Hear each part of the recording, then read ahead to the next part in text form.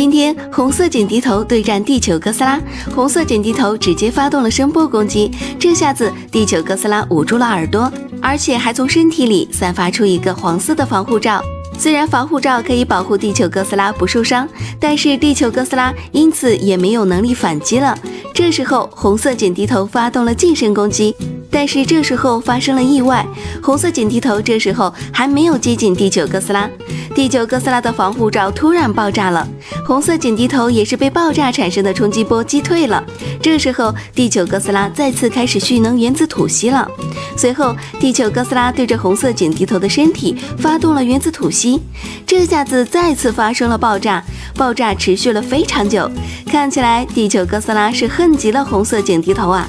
不过红色警笛头的能力还是非常强大的，竟然再次逃跑了。红色警笛头直接逃到了一个山头上面，看来红色警笛头也是害怕了呀。